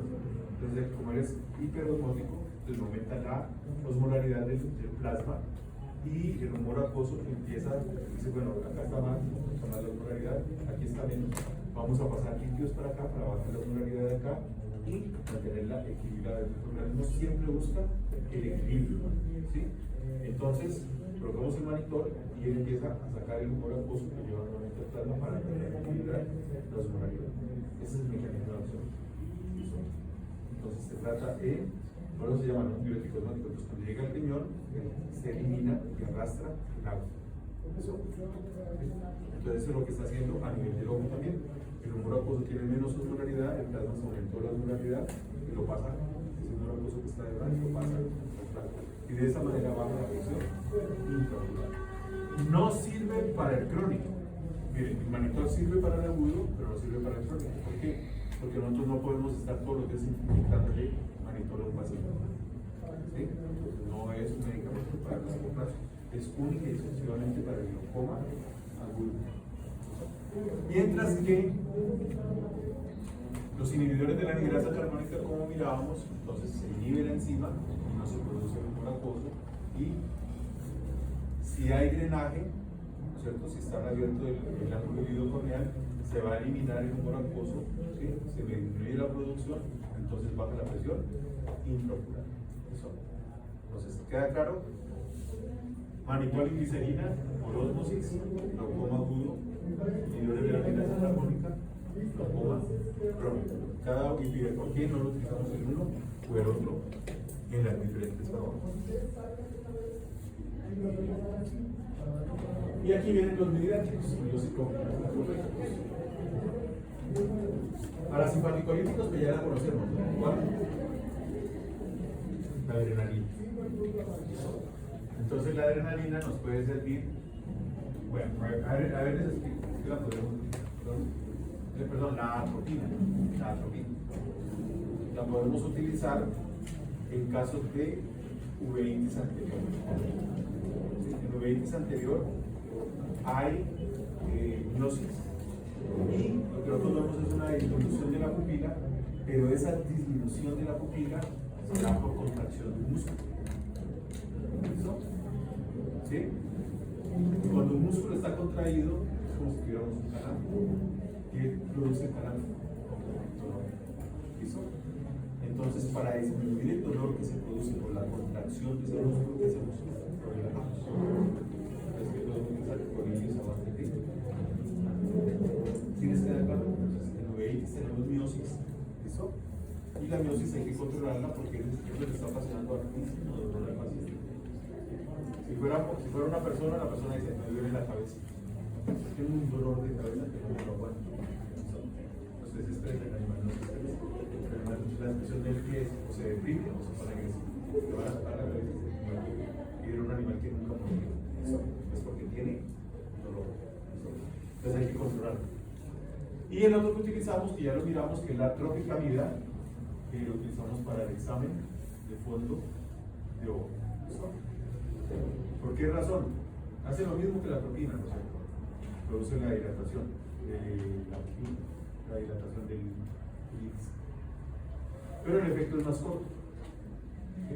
Entonces, al ser el efecto más corto, entonces pasa más rápido y el animal vuelve a la resolución normal.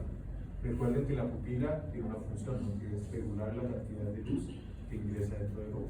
Por eso cuando a una persona le hacen un examen de fondo de ojo, le piden que vaya acompañada. ¿Sí? ¿Por qué? Porque le colocan las gotas y la persona va a salir del consultorio y no ve nada. Entonces, depende de qué tanto quiera una a la otra persona. Si no ve nada, no la pasa a la mitad de la calle y la toca aquí. Pero no, se supone que va por alguien que se le estima, se lo puede ver. Mira, abuelita, todavía no tiene heredad. Entonces es por eso, ¿no? Si fuera atropina, lo que se utiliza dura más o menos 24 horas. Que la persona tendría incomodidad 24 horas para la revisión. Si es tropicamida, dura más o menos media hora. Entonces en media hora la persona ya está viendo normal. Lo mismo pasa con el perro y con el gato. ¿Listo? Fondo de ojo, tropicamida, si es una patología, utilizamos colidios a base de, bueno, se llaman isoptoatropina, ¿no? Se llaman isoptoatropina. Y lo otro era que mirábamos que cuando hay uveitis, disminuye la presión intraocular, ¿sí? Entonces al disminuirse la presión intraocular, la córnea se va para atrás porque ya no hay líquidos, ¿sí? Y el iris se va hacia adelante porque no hay quien lo sostenga. Entonces, ¿qué pasa? Se une el iris al endotelio corneal. Y eso se llama sinequia anterior. ¿Listo? Y si no, el iris se va hacia atrás y se une a la cápsula cristalina y se llama sinequia posterior. ¿Listo? Y para romper esas sinequias, ¿qué hacemos? Dilatamos la pupila, porque es el iris, ¿no? Recuerden que la pupila es el pequeñito que queda del iris, ¿no? Entonces, si lo dilatamos, ¿qué pasa? Se desprende. Si es anterior, se desprende de la córnea, y si es posterior, se desprende del cristalino para dilatarse. ¿Listo? Y se evita las sinequias. Entonces, el uso es para controlar el dolor y para disminuir el riesgo de sinequias, y si las tiene, romper las sinequias. ¿Cómo se diagnostica la uveitis anterior? Es una disminución de la presión intraocular. La utiliza, y fuera de eso usted ve la deformación, ¿no? La deformación de la córnea, y fuera de eso usted puede ver la flama acosa. Entonces hay unos signos que nos van indicando que es una uveitis. Y si es muy grave la inflamación, uno no ve nada porque se inflama el endotelio corneal. Entonces uno se altera la transparencia de la córnea. Si he visto el ojo azul, ¿sí? Que se llama como ojo azul, es eso, una alteración de la transparencia de la córnea y generalmente es asociado con una uveitis.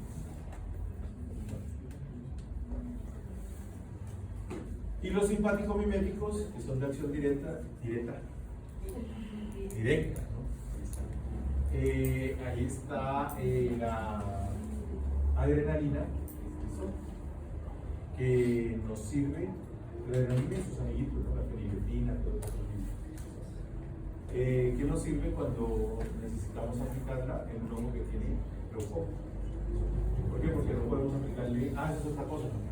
Atropina a un ojo con glaucoma, no le podemos colocar porque se aumenta más la presión intraocular. Pero sí podemos colocar la adrenalina que no aumenta la presión intraocular, como colidios, ¿no? Como colidios.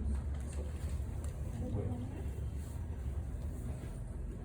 Tropicamida, que ya mencionábamos, atropina, omatropina, ciclofenolato, escopolamina, feniletrina, ¿no? Pues ahí están las dosis y la duración, el tiempo de duración en horas.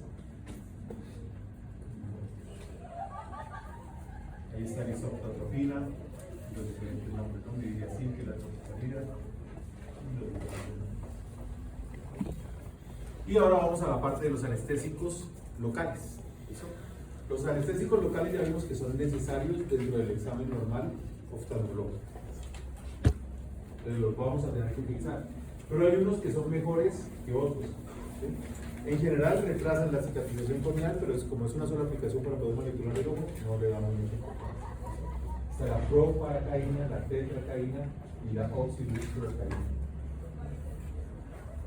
Entonces ahí está, oxidurocaraína, alcaína, que es la propacaína y la tetracaína. Ese es el que recomienda la doctora Acevedo, que es el mejor. ¿Sí? Y tenemos los fármacos lacrimomiméticos y lágrimas artificiales. Entonces, ¿cuándo vamos a utilizar ese tipo de productos? En primer lugar, cuando tenemos queratoconjuntivitis zika que esté asociada a deficiencias del componente acuoso. De ahí los que se pueden alterar los tres componentes, ¿no? Entonces, el 90% de los casos es componente acuoso. Y que exista todavía tejido glandular. ¿Listo? ¿Sí? Un lágrimomimético lo que hace es que estimula la producción lagrimal. Y si no hay tejido glandular, no tiene nada que estimular. ¿Listo? ¿Y si nos queda claro? Entonces, la función de ellos es estimular la producción lagrimal en una glándula. Si no hay glándula, fallas. Entonces, ¿qué sucede? Ejemplo. Moquillo, perros que sufren moquillo y se salvan de la enfermedad. ¿Sí? Se puede presentar una alteración a nivel de las glándulas lagrimales, antígeno, anticuerpo, y se empieza a destruir la glándula lagrimal, secundario al moquillo. Cuando se disminuye, entonces empezamos a tener signos que se presentan a nivel del ojo, por keratoconjuntivitis. Pero nos queda todavía una parte de glándula, entonces vamos a colocarle ciclosporina, que es el mejor medicamento que hay. Eso fue una bendición cuando salió la ciclosporina oftálmica. ¿Sí? ¿Por qué? Porque estimula la producción lagrimal y es inmunosupresor. Entonces la mayoría de las keratoconjuntivitis es el componente autoinmune que está destruyendo la glándula. Usted le coloca la ciclosporina, pues como es inmunosupresor, no es que evite, ¿no? Pero disminuye altísimo el daño a nivel de la glándula de la glándula que tiene la glándula mucho más tiempo producción de la. Esto que está aplicando todo el tiempo la ciclosporina. Entonces eso es, ¿no? Keratoconjuntivitis física, inmunitaria, queratitis superficial crónica en perro. Eso fue lo primero que se utilizó. De esto lo hablamos en farmacología, que fue la pilocarpina. La pilocarpina se administra por vía oral. ¿Sí? Es un parasimpático mimético. ¿Listo? Y estimula las secreciones glandulares. Entonces estimula la secreción de la glándula lagrimal. Pero no solamente estimula esa parte, hay que darle un proceso de adaptación a los perros. Pueden ocasionar vómito, pueden ocasionar diarrea. ¿Se acuerdan de los purgantes rápidos, no? Entonces aumentan el peristaltismo, pues en esta propia hora puede aumentar el peristaltismo, se presenta diarrea, se puede presentar vómito y se puede presentar aumento de otro tipo de glándulas, de secreciones de otras glándulas. ¿Listo? Entonces no solamente actúan sobre la del ojo, sino que van a actuar en general en todo el cuerpo. Por eso, ¿sí? Por eso la ciclosporina lo desplazó. Esto se daba con la comida y fuera de eso era amargo, ¿no? Entonces se le echaba a la comida las gotas de pilocarpina y el perro dejaba de comer porque les sabía rara la comida. Listo, el gato dejaba de comer. Entonces la ciclosporina es el medicamento que se utiliza hoy en día. Entonces está la pilocarpina, está, ¿sí? Hay otros, después de la ciclosporina salieron el tacrolimus, el sirolimus, eso que también son inmunosupresores y que se ha demostrado que pueden servir, ¿no? Para ese tipo de efecto. ¿Listo? Entonces son lacrimogénicos también. Sustitutos lagrimales, lo que hablábamos ahora. ¿Listo? Entonces pueden haber de diferentes tipos. Ejemplo, si ustedes tienen un edema corneal, ¿sí? Pues el paciente tiene un edema corneal, yo puedo utilizar una solución salina hipertónica. Entonces, la coloco y saca los líquidos, lo mismo ahora, la porosmosis. Entonces, saca los líquidos para tratar de disminuir la osmolaridad de la solución salina y ayuda a desinflamar la córnea. O pueden ser isotónicas, yo necesito simplemente lubricar el ojo, ¿sí? O pueden ser hipotónicas. Pueden ser a base de hidroximetilcelulosa, que son las lágrimas artificiales, las comerciales que nosotros normalmente conocemos, o ácido polivinílico, ¿no? ¿Sí? Y la función de ellas es evitar la deshidratación corneal.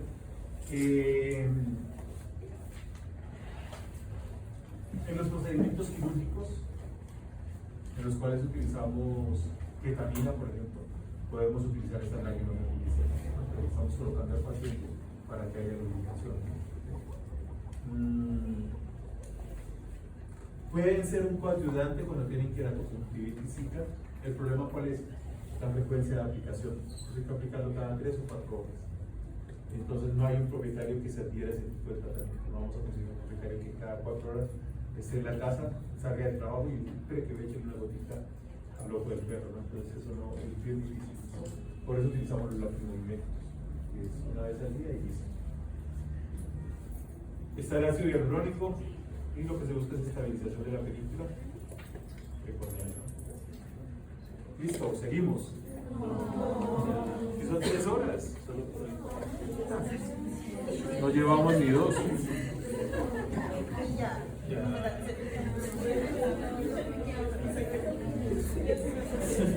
Después me los encuentro como profesionales. Con usted no vimos nervioso, ¿no? Le tocó pagar.